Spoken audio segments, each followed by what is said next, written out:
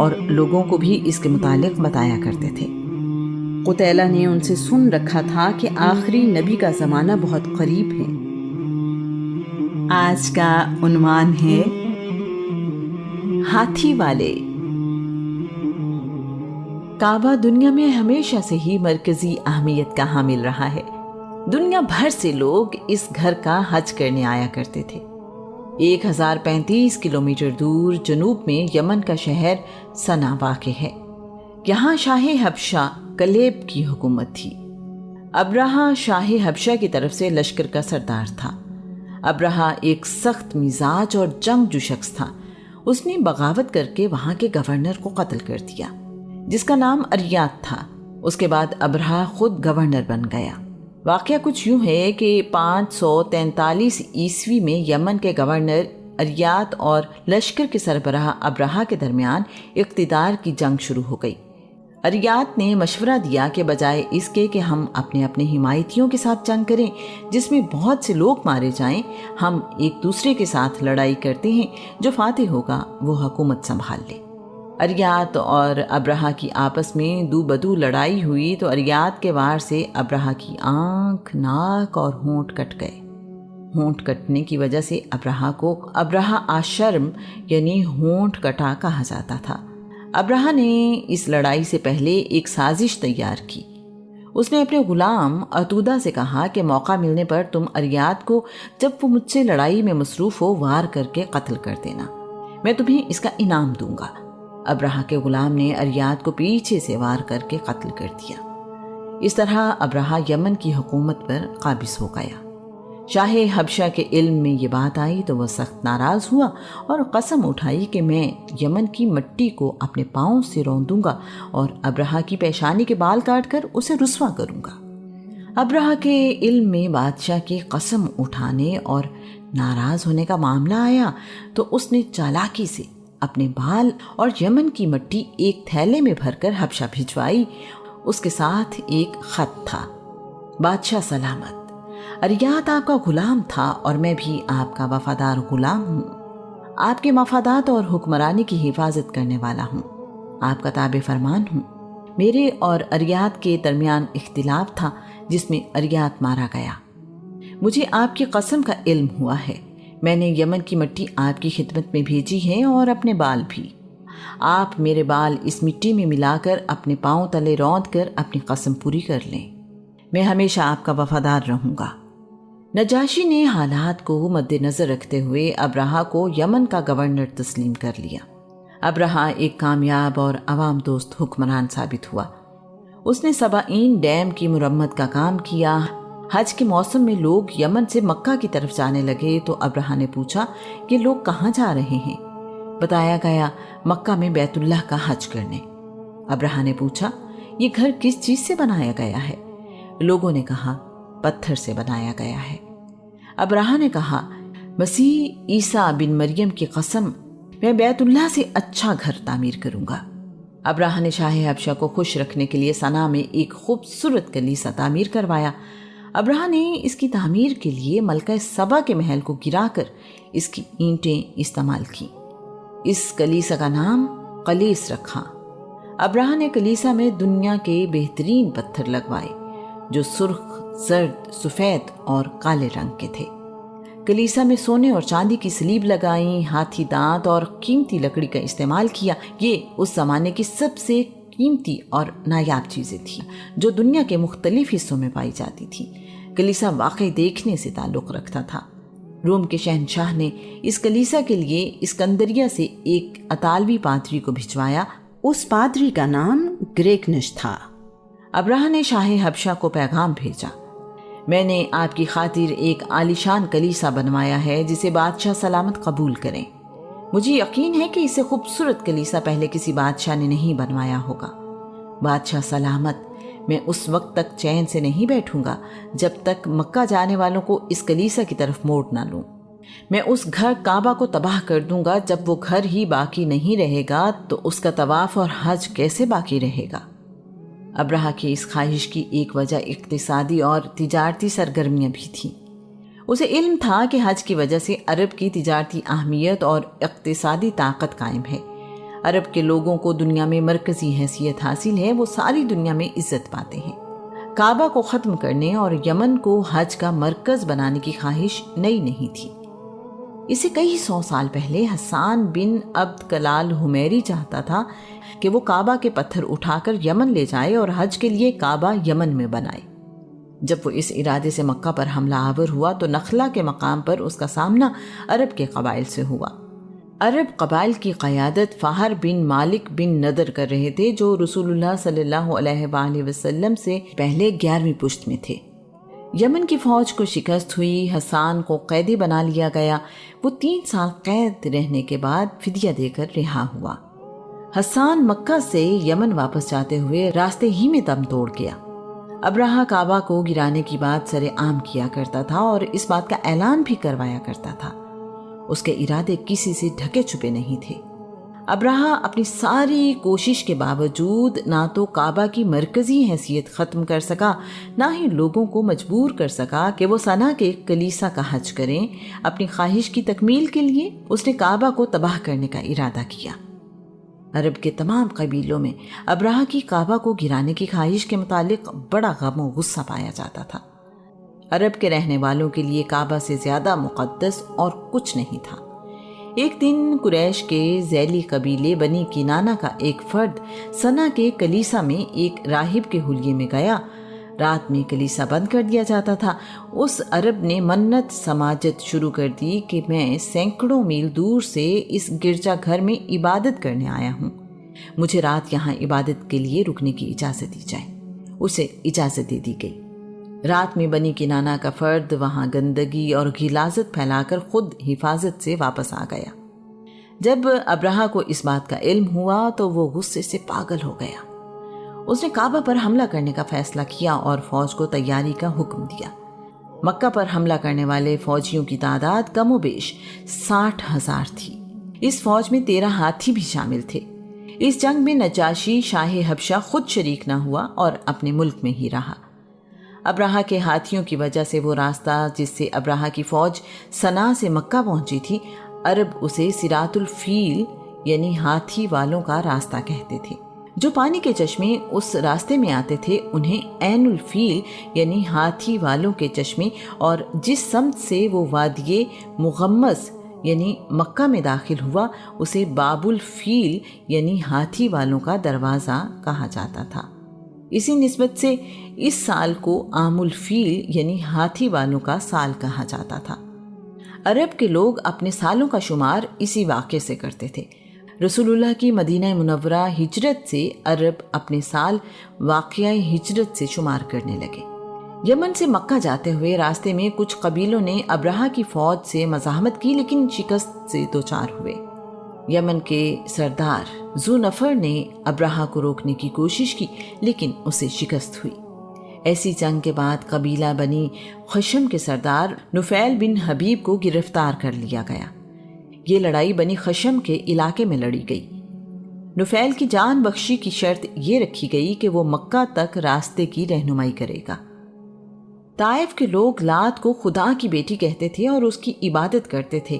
اس کا بہت بڑا بت طائف میں موجود تھا جو ایک ٹیلے پر نصب تھا۔ قبیلہ بنی ثقیف اس ٹیلے کا طواف کرتے تھے۔ ابرہہ کی فوج طائف پہنچی تو طائف کے لوگوں نے اس خیال سے کہ ابرہہ کہیں لات کا عبادت خانہ غلطی سے کعبہ سمجھ کر تباہ نہ کرتے، طائف سے باہر آ کر ابرہہ کی رہنمائی کی کہ مکہ ابھی دور ہے۔ طائف کے رہنے والے قبیلہ بنی ثقیف کے لوگوں نے مسعود بن محتب ثقفی کی قیادت میں ابرہہ کو یہ پیشکش کی کہ وہ رہنمائی کے لیے اپنا ایک آدمی ساتھ بھیجنے کو تیار ہیں جو اسے کعبے تک آسانی سے لے جائے گا۔ ابرہہ نے نفیل کی موجودگی کے باوجود یہ پیشکش قبول کر لی۔ قبیلہ بنی ثقیف نے ابو رغال نامی شخص کو ابرہہ کے ساتھ بھیج دیا۔ ابرہہ کا لشکر ابھی مکہ سے 3 کلومیٹر دور مغمس کے مقام پر پہنچا تھا کہ طائف سے شامل ہونے والا ابو رغال مر گیا۔ اسے وہیں دفن کر دیا گیا۔ بعد میں عرب قبیلے ابو رغال کی قبر کو پتھروں سے سنگسار کرنے لگے۔ ایسا کئی صدیوں تک ہوتا رہا۔ عرب بنی ثقیف کو یہ طعنہ دیتے رہے کہ انہوں نے لات کا عبادت خانہ بچانے کے لیے بیت اللہ پر حملہ کرنے والوں کا ساتھ دیا۔ یہ فروری 571 عیسوی کے آخری دنوں کی بات ہے۔ رسول اللہ صلی اللہ علیہ وآلہ وسلم کی پیدائش سے 55 دن پہلے ابراہہ کی فوج نے مغمس میں قیام کیا۔ ابراہہ نے اپنے گھوڑ سوار دستے کو اسود بن مقصود کی قیادت میں بھیجا کہ جاؤ مکہ سے لوٹ مار کر کے لاؤ۔ ابراہہ کی فوج کا دستہ مکہ سے بھیڑ بکریاں اور اونٹ لے آیا۔ اس لوٹے ہوئے سامان میں عبد المطلب کے 200 اونٹ بھی شامل تھے۔ ابراہہ نے اپنا ایک نمائندہ جس کا نام ہناتا ہیمیری تھا، اس کو عرب قبیلوں کے پاس بھیجا اور عرب کے سرداروں کو اپنے پاس بلایا۔ اس وقت عرب میں کوئی مرکزی نظام نہیں تھا، ہر قبیلہ اپنے اپنے سردار کے ماتحت تھا۔ عرب قبیلوں کے سرداروں نے مشاورت کی اور عبد المطلب کی سربراہی میں ایک وفد ابراہہ سے ملنے کے لیے بھیجا۔ ابراہہ سیاہ فام حبشی تھا اور حبشہ کی زبان بولتا تھا۔ ابراہہ کے شاہی خیمے میں تخت سجا ہوا تھا، زمین پر قالین بچھے تھے، ٹھنڈے اور میٹھے مشروب سے سراہیاں بھری ہوئی تھیں۔ عبد المطلب ابراہہ کے پاس پہنچے تو ابراہہ قریش کے سردار عبد المطلب کو دیکھتے ہی مرعوب ہو گیا۔ عبد المطلب دراز قد، نہایت وجیح، بہادر، خوبصورت اور دور اندیش انسان تھے۔ روب اور نور ان کے چہرے پر نمایاں تھا۔ ابراہہ اپنے تخت سے اترا، عبد المطلب سے ہاتھ ملایا اور ان کے ساتھ قالین پر بیٹھ گیا۔ ابراہہ نے ایک ترجمان کے ذریعے عبد المطلب سے گفتگو کی۔ ابراہہ نے کہا تم کیا چاہتے ہو؟ عبد المطلب نے جواب دیا میرے اونٹ واپس کر دو۔ مکہ میں موجود کعبے کی وجہ سے عرب کے لوگ ساری دنیا میں ہی عزت پاتے تھے۔ ابراہہ کے لیے عبد المطلب کا جواب غیر متوقع تھا۔ ابراہہ نے حیران ہو کر کہا عرب کا سردار اور بس اپنے اونٹوں کی فکر؟ میں نے تمہارے بارے میں جو سنا تھا وہ جھوٹ تھا۔ میں تو اس خیال میں تھا کہ تم مجھ سے کعبہ کے متعلق بات کرو گے۔ عبد المطلب نے کہا میں اونٹوں کا مالک ہوں، اس لیے مجھے اونٹوں کی فکر ہے، کعبے کا مالک اور ہے۔ ابراہہ نے کہا تمہیں کعبے کی فکر نہیں؟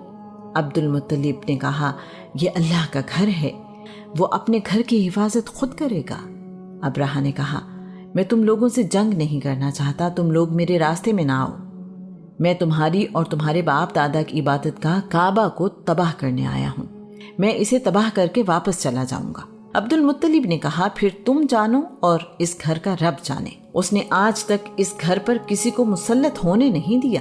ابراہہ نے نہایت غصہ کرتے ہوئے کہا اس گھر کا رب اس کو مجھ سے نہیں بچا سکے گا، میں اس کی اینٹ سے اینٹ بچا دوں گا۔ مکہ والوں نے میرے کلیسا کی بے حرمتی کی ہے، اس لیے میں کعبہ کو مسمار کیے بغیر یہاں سے واپس نہیں جاؤں گا، لیکن تم لوگوں کو نقصان نہیں پہنچاؤں گا۔ اگر تم لوگوں نے میرے ساتھ جنگ کی تو تم لوگوں میں سے کوئی بھی زندہ نہیں بچے گا۔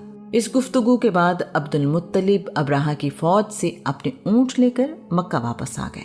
واپس آ کر لوگوں کو جمع کیا اور کہا میں ان ہاتھی والوں پر اللہ کا عذاب دیکھ رہا ہوں، تم سب لوگ مکہ سے نکل جاؤ اور پہاڑوں میں پناہ لے لو، ایسا نہ ہو کہ ہم بھی نقصان اٹھائیں، اپنا مال و اسباب بھی ساتھ لے جاؤ۔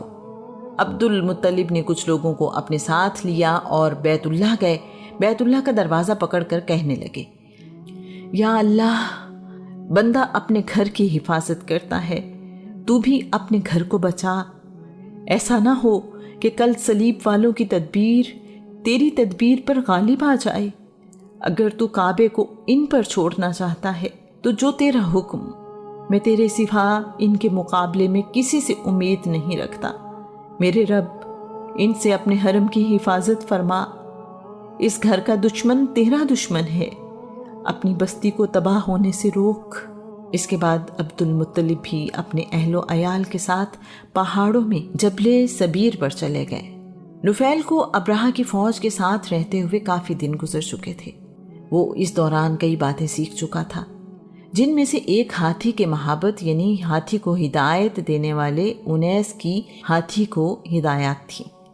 اگلی صبح ابراہہ نے اپنی فوج ترتیب دی اور کعبے پر حملے کے لیے تیار ہوا۔ سب سے بڑا ہاتھی جس کا نام محمود تھا فوج کے آگے تھا۔ انیس محمود پر سوار تھا اور آگے بڑھنے کی ہدایت کے انتظار میں تھا۔ نفیل نے جب دیکھا کہ انیس منہ موڑے ابراہہ کے حکم کے انتظار میں ہے تو اس نے محمود ہاتھی کو ہدایت دی محمود بیٹھ جاؤ یا جدھر سے آئے ہو उधर वापस लौट जाओ, क्योंकि आगे खुदा का मुकद्दस शहर मक्का है।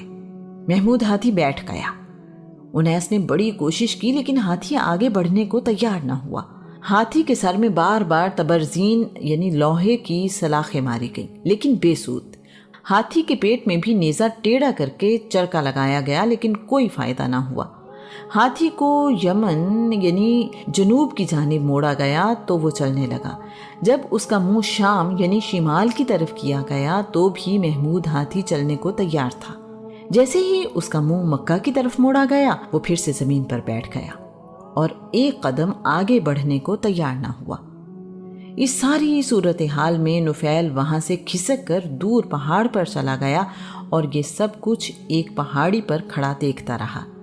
महमूद हाथी का मक्का की तरफ कदम ना बढ़ाना एक वाज़े इशारा था कि मक्का पर काबे को मिस्मार करने की नीयत से हमला न किया जाए, लेकिन अब्राहा की काबा को तबाह करने की जिद आड़े आई। अचानक मगरिब की तरफ से आसमान गहरा होने लगा। देखते ही देखते अंधेरा छा गया। ये अबाबील परिंदों का गौल था जिसने आसमान को ढांप लिया। हर परिंदा 3 कंकरियां अपने साथ लिए हुए आया। एक कंकरी चोंच में, जबकि 2 कंकरियां पांव में थीं। कंकरियां बहुत छोटी थीं, खुश्क चने के दाने के बराबर। परिंदे अब्राहा की फौज के ऊपर से गुजरते हुए कंकरियां फेंक रहे थे। ये कंकरियां बड़ी कारगर साबित हुईं। छोटी सी कंकरी जिस पर गिरती वो लोहे के खुद को चीरते हुए उस फौजी के जिस्म को भी चीर देती थी। यहाँ गौर करने की जरूरत है कि चने के दाने के बराबर कंकरी जो कुछ ही बुलंदी से गिरती थी, वो लोहे को चीरते हुए इंसानी जिस्म के आर पार गुजर जाती थी। हाथी जैसे जानवर के जिस्म के अंदर से इतनी छोटी कंकरी का जिस्म काटते हुए गुजर जाना कोई मामूली बात नहीं। इस कंकरी को ताकत अल्लाह करीम के हुक्म से मिली थी। जब अल्लाह का हुक्म हो तो मामूली सी मखलूक भी मोजज़ा दिखा सकती है। ये वाक़या मुज़दलिफ़ा और मीना के दरमियान वादिये मुहस्सर के करीब वादिये मुहस्सर के मकाम पर पेश आया। सारी फौज तो उन परिंदों की जद में ना आई, लेकिन एक अजीब अफरा तफरी फैल गई। अब्राहा की फौज के जो लोग बच गए वो शदीद खौफज़दा थे। जो सिपाही परिंदों से बचे थे उनके जिस्मों में भी अजीबो गरीब बीमारियां फैल गईं। फौज ने इस बात में आफियत जानी कि वापस यमन जाया जाए। अब्राहा के फौजियों को रास्ता मालूम नहीं था और अब नुफैल बिन हबीब भी उनके साथ नहीं था। कुछ फौजी यमन के रास्ते ही में मर गए। अब्राहा के जिस्म से गोश्त गल कर गिरने लगा। उसकी उंगलियों के हिस्से टूटे और गिर गए। जब तक अब्राहा वापस सना पहुंचा वो मुर्गी के चूजे की मानिंद था। उसका सीना फटा और बदबूदार पीप उसके जिस्म से निकलने लगी। वो इसी हाल में मर गया। अब्राहा के बाद उसका बेटा यकसूम यमन का गवर्नर बना। वादिये मुक़म्मस से बचने वाले 3 ही थे। नुफैल, जो मौका मिलने पर फौज को छोड़कर पहाड़ पर चला गया था। महमूद हाथी, जिसने आगे बढ़ने से इनकार कर दिया था। उनैस, जो महमूद हाथी का महाबत था। अरब के लोग बुत परस्त होने के बावजूद ईसाइयों के मुकाबले में महफूज रहे। इस वाक़े के बाद दुनिया में अरब के लोगों की इज्जत और वक़ार बढ़ गया। अल्लाह करीम कुरान पाक में इस वाक़े के बारे में इरशाद फरमाता है, क्या आपने नहीं देखा कि आपके रब ने हाथी वालों का कैसा सत्यानाश किया? क्या उनके मकरूह मंसूबे को मिट्टी में नहीं मिला दिया? बेशक आपके रब ने उन पर अनगिनत अबाबील परिंदों के गौल भेजे, जिन्होंने उन पर नोकीले पत्थर बरसाए और उन्हें इस तरह पीस कर रख दिया जैसे चबाया हुआ भूसा, जिसे जानवर ने जुगाली करके झाग बना दिया हो। बनी हाशिम का सारा खानदान दुआ मांग रहा है। सब इस खुशखबरी के इंतजार में हैं कि बीबी आमिना के घर औलाद होगी, अब्दुल्ला की औलाद। वो अब्दुल्ला जो सबका प्यारा था, वो अब्दुल्ला जो अपनी जवानी में सबको छोड़कर अपने रब के पास चला गया।